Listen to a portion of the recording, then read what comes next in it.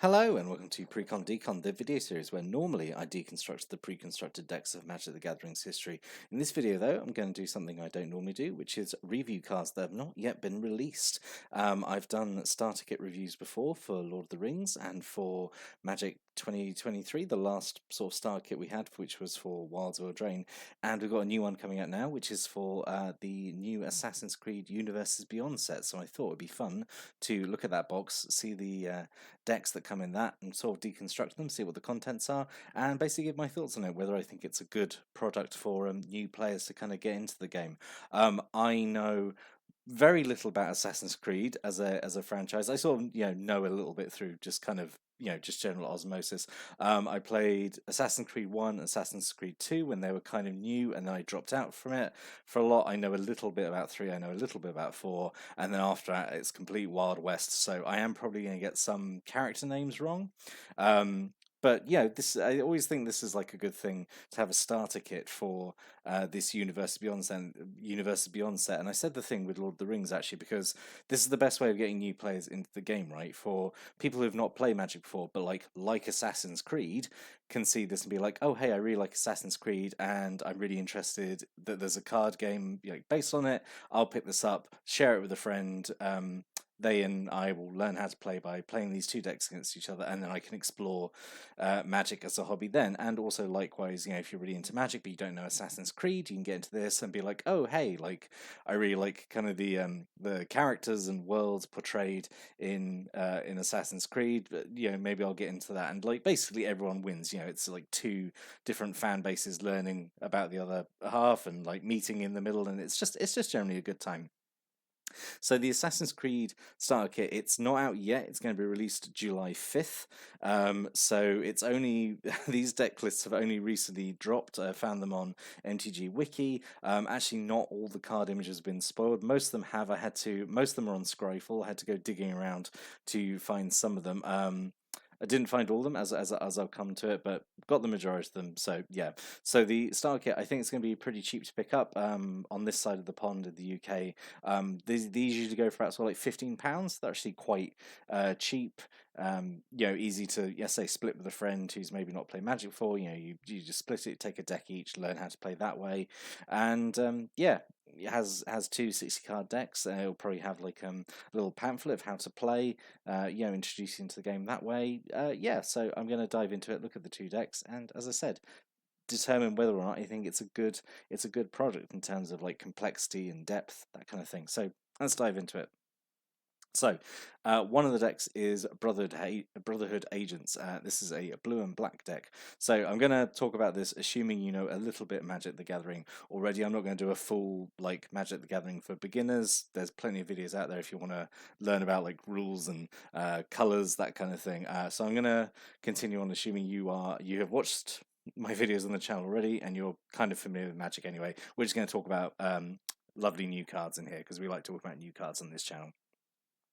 So normally I also like to do a deck list on these, but these cards are so new they are not being recognised by Tapped Out, which is the deck list website I like to normally use. It was all just coming back saying oh, I don't recognise any of these cards. So normally I say I would include it, but I can't do it because these cards are so new, so fresh, they haven't been added to any databases yet. Anyway, let's talk about the Brotherhood Agents deck. So blue-black. So the foil face of the card is Ezio, Blade of Vengeance from Assassin's Creed 2. I know that much at least. So 3 a blue and a black for a 5/5 with Death Touch, which is pretty nice. And then whenever assassin you control deals combat damage to a player, pretty much every creature in the deck is an assassin. Actually, pretty much every creature in the set is an assassin, funnily enough. You get to draw a card, which is just a really fun global effect. It just means your assassins get through. You've got a lot of tricks in the deck to make them unblockable, or at the very least harder to block. So they get through. You draw more cards, which will probably be more assassins. You play more assassins, you draw more cards. What's not to love about that? So yeah, I really like Ezio. I think it's just very straightforward, elegant, powerful effect. It's something that a new player can see and be like, both of these effects are really good. He kills whatever he damages, and he draws you more cards. People love drawing more cards. So yeah, I think Ezio is pretty perfect, honestly. And then this is really nice, actually. So we've got two auditory, I think how it's pronounced, auditory ambush. So two, a blue and a black. It's a sorcery, and it has two options. You can choose either one or both. I think most times you're going to choose both, obviously. So you can either return a creature to its owner's hand, or even you search your library and or graveyard for a card named Ezio, Blade of Vengeance, reveal it, put it into your hand, and then if you search your library, you shuffle.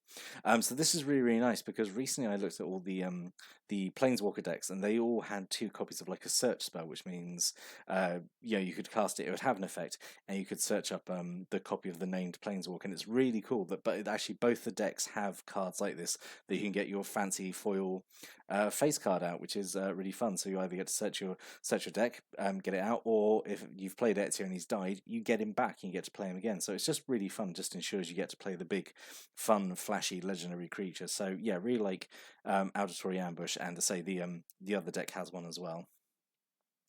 And then we've got Achilles Davenport. I've got no idea which of the Assassin's Creed games they're from. So two, a blue and a black for 3/3, has this free running ability, which, if you're kind of a Magic the Gathering veteran, is kind of similar to ninjutsu. So free running is you can cast a spell for its free running cost if you dealt combat damage to a player this turn with an assassin or a commander. Obviously, we're not playing commander; these aren't commander decks; they're 60-card decks. But if you want to take this into a commander format, then it applies there. Actually, I suppose it's more similar to Prowl, which is a mechanic from a much older set, Lorwyn Morningtide, and it was like it was the key mechanic of rogues there, where like if you dealt damage to the rogue, you could cast something for its Prowl cost, which was usually a lot cheaper. So free running's a bit like that, but it's for assassins, as say, or commanders.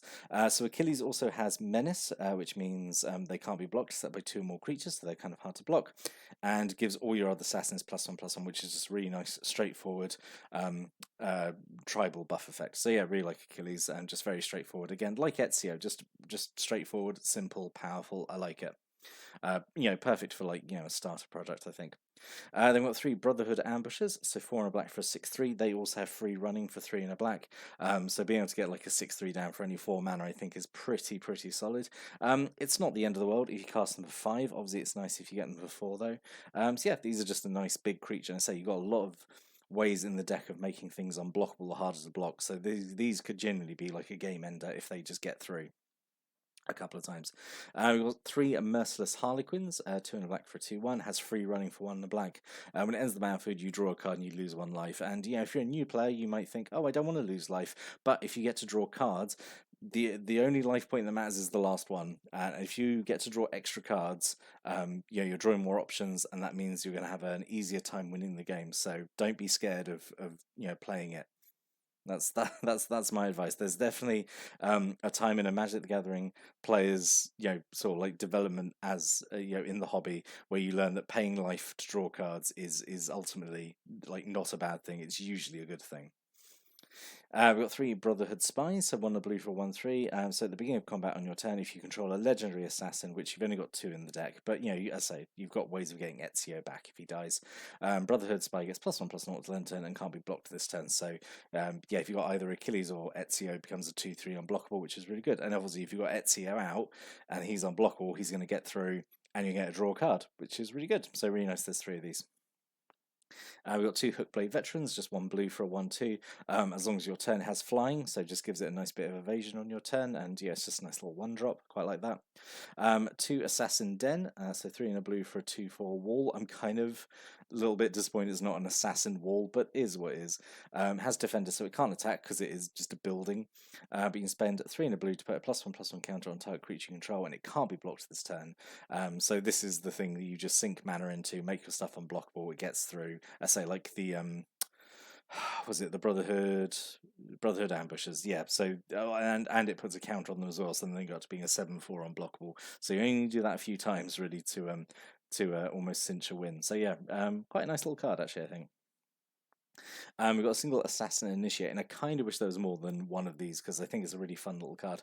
So 1 black for a 1/1, and you pay 1 to give it Flying, Death Touch, or Lifelink till end turn. If you sink enough mana to it, you can give them all 3 of those abilities. But yeah, those are all obviously good in different ways in different situations. So yeah, really like Assassin Initiate. Actually, I think it's a really fun little 1-drop just for that flexibility.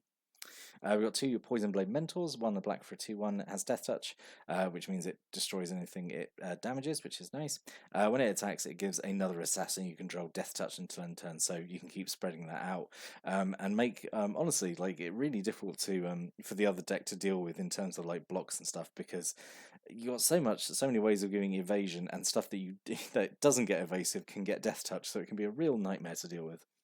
We've got 2 Brotherhood Patriarch, 3 in a black for a 4/1. So when it dies, each opponent loses 2 life and you gain 2 life. So very, very frail. So you've got 1 toughness, but at least it's, you know, it's got like this kind of okay like death effect of like, you know, making them lose life and you gain some life. I always feel like creatures like this with a, you know, low toughness and a death effect always feel like a bit of a sort of like a win-win scenario, because either they get through because, you know, they don't want to block it and have that death effect go off and you know manage to do 4 damage, or it does die and you get the effect. And yeah, so I think it's all right. It's not amazing. It's definitely not the best card in the deck, but I think it's okay. I think it's fairly solid. And we've got 3 Hired Blade. This is actually not a new card. This is one of the few cards in the set that's not new. It's actually, I think it's a reprint from a card in M19, M20. But it's just 2 in a black for a 3/2 with Flash, which I think is fine. Having Flash is quite nice. Then it's essentially like a combat trick. You play it in the middle of combat, and it's a surprise blocker.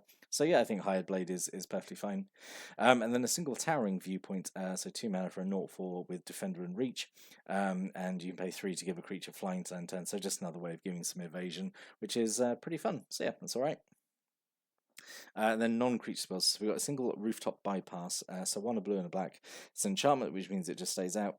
Whenever 1 or more non-token creature you control deal combat damage to a player, which, as we've said, got a lot of ways of having evasive creatures, or, you know, ways of sneaking through and dealing the damage. You make an assassin creature token that has got menace, so that's also hard to block.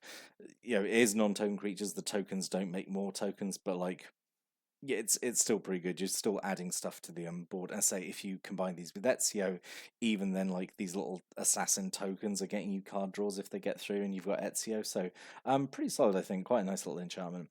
We've got a single Chain Assassination, 2 in double black. It's got free running, which I think is quite nice. That some of the non-creature spells have free running as well. You destroy a creature, and if another creature has already died this turn, you draw a card. So that's quite nice. 2 Murders, my beloved murder here. Really classic Magic card here. Kind of you have to have murder, I think, in an Assassin's Creed set. Yeah, just 1 in double black to just kill anything with no restrictions. Yep, just really like it, and this artwork is really, really nice. I really like this. A single Restart sequence, so 3 in a black, has free running for 1 in a black. You return a creature card from your graveyard to the battlefield, which is really, really nice. Being able to cast this for 2 and get any creature from your graveyard back onto the battlefield is really nice. Obviously, you can do this like on, you know, Ezio or Achilles if they somehow die. But even something like the Brotherhood Ambushes or something, like being able to reanimate for only 2 mana is really strong, I think. Single Eagle Vision, so 4 in a blue, has free running for 1 in a blue. You draw 3 cards. Paying 5 for this is not terrible, but paying this for 2 is really, really strong. Again, this nice like second main phase play. Actually, I suppose that's a good teaching tool when in terms of this being a starter kit, that like it teaches new players that you can do stuff you know, after combat, because I've said this before in a lot of videos, but a lot of new players I've, you know, had games with over the years, typically they play everything main phase 1, they do combat and end the turn, and cards like this, these free running cards, sort of like remind them that like you do have a second main phase after combat, like definitely cast off then, because then you get all these free running bonuses. Obviously then you can cast the stuff after you've snuck through and done combat with combat damage with an assassin. So pretty good little teaching tool there, I think. They've got 3 Tranquilize, 1 in the blue. You tap a creature and opponent controls and put 3 stun counters on it. So it essentially keeps it out of the way for 3 turns. Yeah, this is really nice. If you're not able to murder something, this just gets them out of the way for 3 turns, and then you can hopefully, you know, just win there. Or but at the very least, then they can't attack or block for 3 turns. So yeah, pretty solid, I think. Have 3 of these. And then we've got 3 Submerged Boneyard, which is non-basic land, ends the battlefield tapped, gives you blue or black, which is fine. And then this is the cards I couldn't get images for because I don't think they've been released yet. So there's 11 islands, 11 swamps in the deck. So these are lands from Modern Horizons 3 because that's the most recent kind of main Magic set. I really, really want to put the new Assassin's Creed Island Swamps in, but I don't know what they look like yet because they've not been released as card images. So I do like to present these videos as accurately as possible as to be like what the cards would look like in the product. So they won't look like this. They'll have their own unique Assassin's Creed artwork. I don't know what that looks like, but yeah, I just wanted to get this video out. So pretend this Island Swamp are like fancy Assassin's Creed ones. Right, let's look at the other deck now, which is Ancient Arsenal, which is white and red.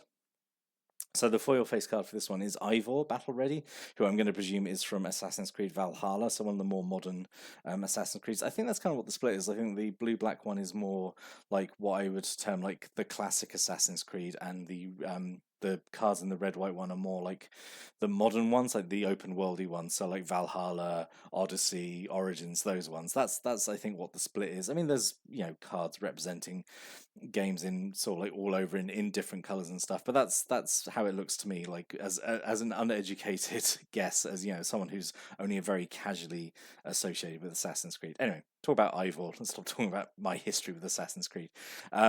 So Human Assassin Warrior is a great card type. We'll just say that off the bat. So 5/5 with Vigilance and Haste, which is really nice aggressive creature. And when Ivor attacks, does damage equal to the number of equipment you control to each opponent. So this is a very classically red-white thing to care about equipment. It's shown up in sets before as a draft archetype before. There's not as much equipment in the deck, I'll just say now, as I wish there was. I think there's 6 in total.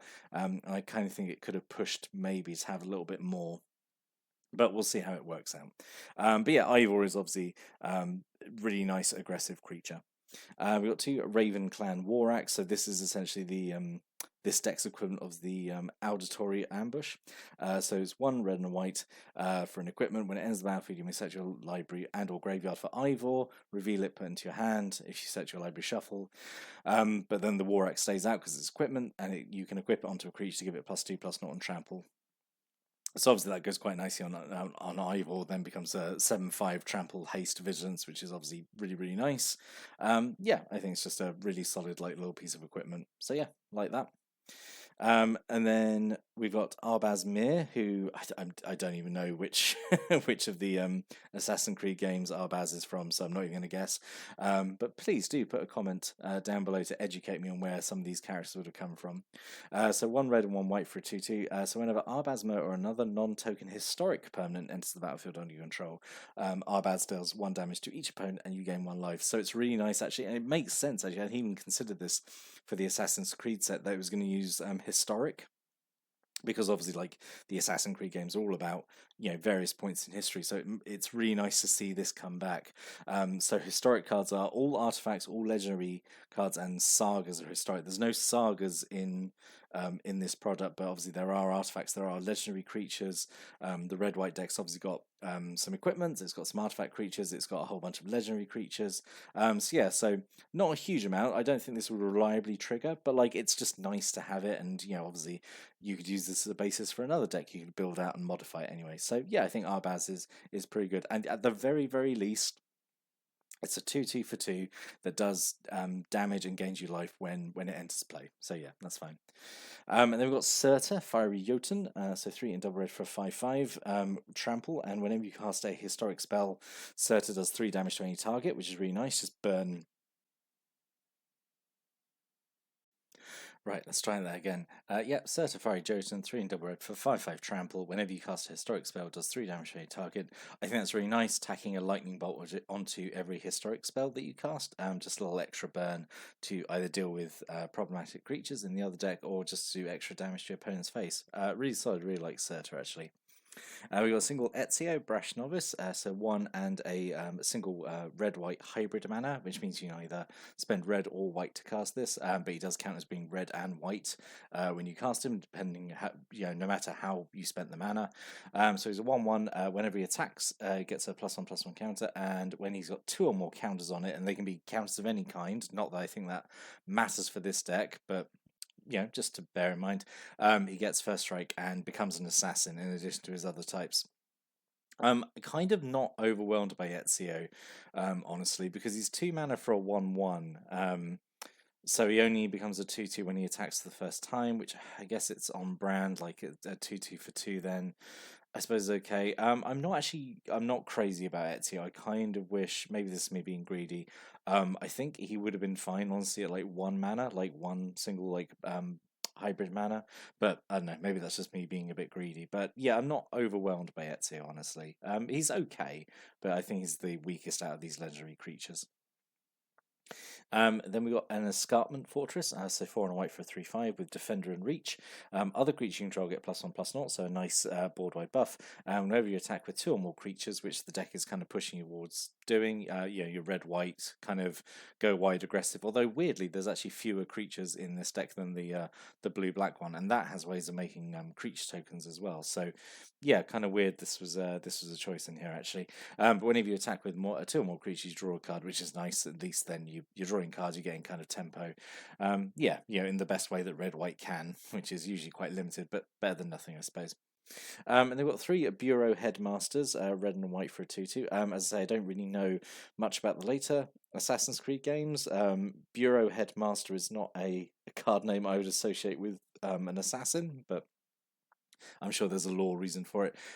So make sure equipment spells 1 less to cast and equip abilities activate 1 less to activate. So yeah, this is actually pretty good. As I say, there's not a huge number of equipment in the deck. There's only 6. You've got the War Axe and then 2 copies each of 2 more coming up. So I mean, it's still a 2/2 for 2. I mean, it's fine. It's just sort of like what I said with Ivor. Like maybe the deck just maybe needed like a few more equipment to make this feel like it's really getting its benefit. As is, it's kind of okay. As is, but yeah, as I said, the deck could be improved, I think, in a little way. We've got 3 Settlement Blacksmith, 2 and white for a 3/3. When it enters battlefield, if you control an equipment, you draw a card, which is actually really nice. And again, it's just the lack of equipment in the deck that kind of lets it down. Because I mean, it's still like a 3/3 for 3, which is okay. But obviously, you want equipment out, and yeah, it just, again, like I said with Bureau Headmaster, just the deck wants, I think, just a little bit more equipment. We've got 3 Keen-Eyed Ravens, 2 and white for a 2/2 with flying. When it ends the battlefield, you put a +1/+1 counter on onto another creature you control, which is actually really nice, I think. This obviously goes well on Ezio, I suppose. At the very least, it's giving a +1/+1 counter to literally anything, and it's also a 2/2 flyer, which is fairly solid, I think. Right, and then 3 Labyrinth Adversaries. So this is where my knowledge of Assassin's Creed fails me, because I always thought the Assassin's Creed games were meant to be fairly grounded in history. I know there's a big sort of like sci-fi um, kind of cosmic entity storyline to it. But there's like a literal Minotaur here, so I would love someone to explain why there's literal Minotaurs in something which I thought was meant to be quite historically grounded. So, which is ironic because actually it's a pretty solid like Minotaur card. It's a card I could see showing up in like literally any other Magic set, really. 3 in a red for a 4/3 with trample, and when you attack, you can pay 1 in a red, and when you do, a creature can't block this turn. Really interesting note, it's not reliant on the Labyrinth adversary attacking, it's just whenever you attack. So it can be with any creatures. As long as you've got the adversary out, you can pay 1 in the red and stop a blocker. So that's actually quite an interesting effect as well. It's just so weird it's on a literal Minotaur, which I say is weird to me for sure up in the Assassin's Creed set, I suppose. We've got 2 Spartan Veteran, Wandering Mana for a 1/1. As long as your turn has first strike, and you spend 2 to get a +1/+0 turn. Yep, very simple, basic creature with sort of like a nice mana sink ability. I think it's okay. I think it's like an interesting comparison to the was it the Hookblade Elite, which also got like a keyword as long as it was your turn. So yeah, quite interesting. And then 2 Towering Viewpoints as opposed to the other deck, which only had 1. So 2 mana for a 0/4 Defender Reach, and again gives something flying, which is nice. Yeah. Right, then non-creature spells. So we've got 2 battlefield improvisation. So 1 white, a creature gets +2/+2 to end turn, and if it's attacking, you can attach any number of equipment you control to it, which is a really, really nice like combat trick. Actually, this is really, really good. And again, it's just the slight lack of equipment in the deck lets it down because there's a really, really strong effect. If you don't have equipment out, this is overcosted. But if you have, I think, even at least one of the equipment in the deck out, this is a really, really solid trick. And yeah, I would love to see this actually get reprinted in a sort of like a universes within set, like a set actually within one of Magic's worlds. Yeah, because I think it's really, really nice. I would have loved this around, kind of like original Mirrodin or like Scars of Mirrodin, where like equipment was like a really big thing. Yeah, I think it's a really nice trick. Yeah, I really like it. And then we got 3 Misthioses. I'm going to presume that's how pronounced. Misthioses Fury. So 1 red does 3 damage to a creature, which is fairly solid for like 2 at instant speed. And if you control equipment, it does 2 damage to that creature's controller as well, which is a nice little extra bonus to have on it. And again, it's just I really wish there were more than just 6 equipment in the deck, but maybe that's me being greedy, or just more ways of finding equipment. If there was like a like a tutor effect for equipment or something, that'd be nice. I think that's I'm really hung up on it, honestly. But I think that's always I don't know, the disadvantage when you like theme a bunch of cards around equipment or like creatures having equipment on them, because like there's so many sort of hoops you have to jump through, I suppose. Whereas the blue black one has been a lot more straightforward. It's just been, I say, about making assassins unblockable. Whereas the red white one, I think is trying something a little bit too ambitious given the card pool to work with, maybe. Anyway.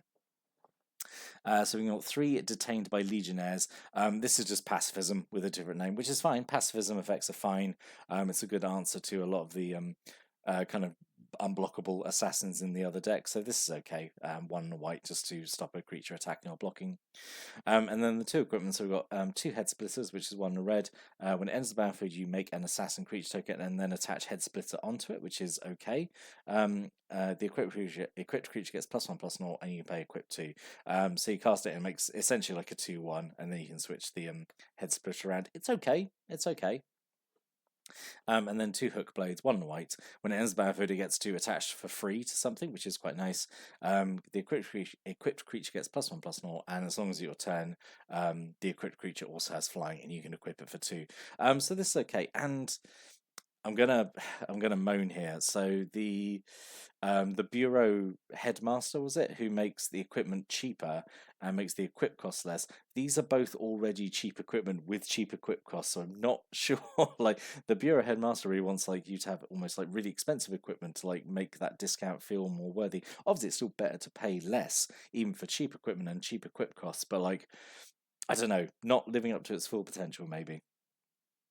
And then we've got 3 stone quarries, which is the red-white dual land. And then, as with the other deck, 11 plains, 11 mountains. And again, these would be Assassin's Creed unique artworks, but they're not available at the time I'm making this video, so pretend these are. I was meant to say as well on the other day, both these have got 25 land, which I feel is like a little bit much. I think they would have been fine at 24, and then you could have had like 1 extra copy of another card. You know, maybe that's just me being greedy again. 25 feels a little bit too much, especially in this deck where actually it's a fairly low curve, I think, but is what it is. So that was the 2 decks as presented in the starter kit. But obviously there is a whole other set around that you can explore. You could, if you wanted, you could open up a bunch of boosters and kind of like open up new cards and modify these decks however you want. I would, however, recommend maybe not getting these beyond boosters because I think they're really, really expensive.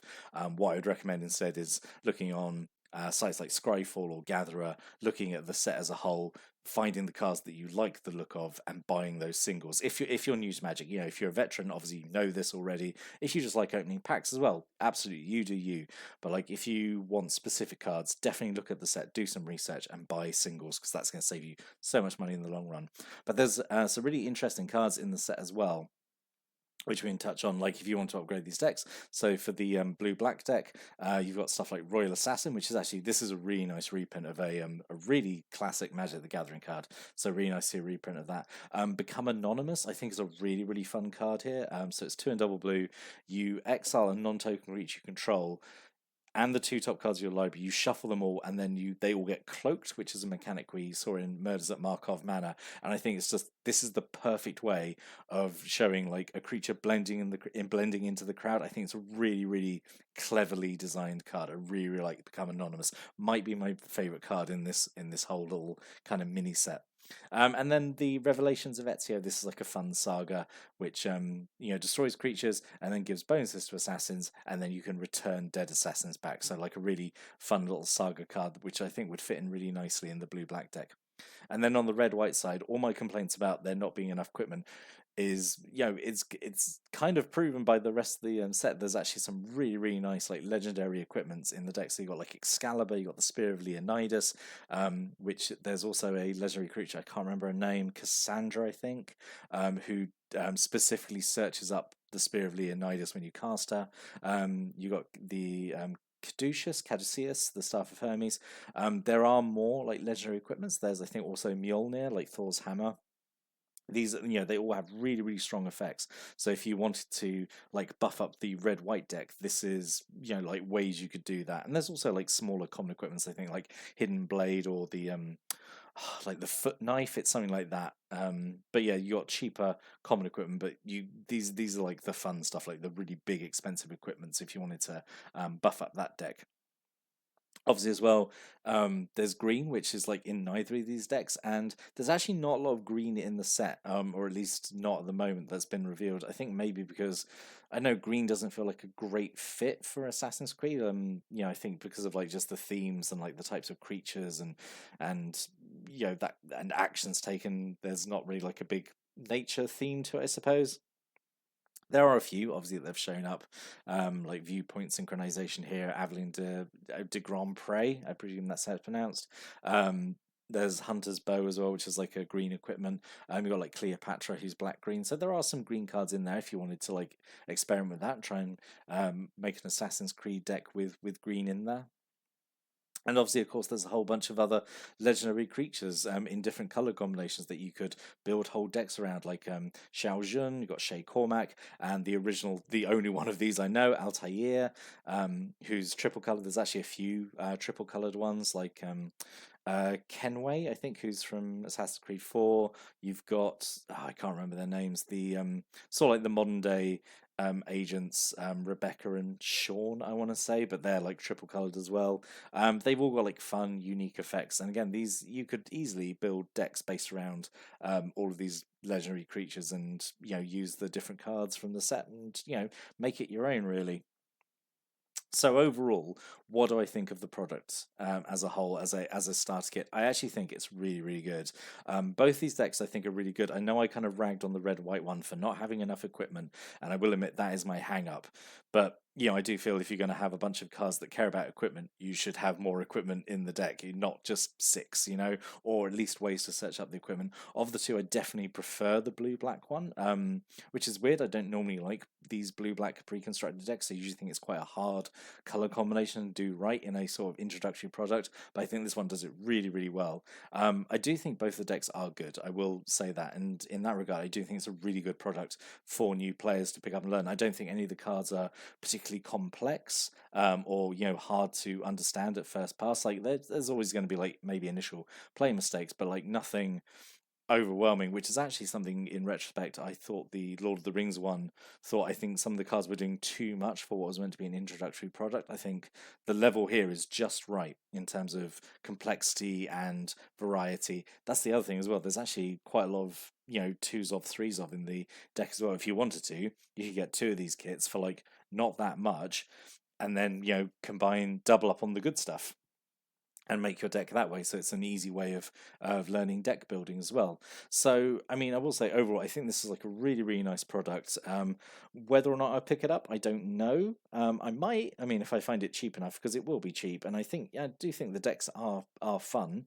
So yeah, overall, I think really, really great success. And I was going into this not expecting to like it because I don't know, maybe I was being cynical about Assassin's Creed, Universes Beyond, that kind of thing, but I generally think they did a really good job here. I would really recommend this as a starter product for, someone just getting into Magic, someone who maybe likes Assassin's Creed and wants to, get into something new. I would really, really recommend it. And I'd love to hear from you. If you're thinking of buying this product, like, are you a new player? Are you experienced and just kind of want to get more cards? Have you stumbled into this because you like Assassin's Creed and you want to kind of see what this Magic the Gathering's like? If you have a friend who really likes Assassin's Creed, you're going to split this with them. I'd really like to know. Stick a comment down below. I'd love to hear what people think about this particular product. But yeah, I'll be back next time with another video about, I don't know, there is another starter kit coming up for Bloomburrow. I'm probably going to do a video on that as well. But yeah, I hope you've enjoyed this video, and if you've liked the video, please like, comment, subscribe. It really helps the channel out. And I'll see you next time. But until then, thanks for watching and listening, and have a great day.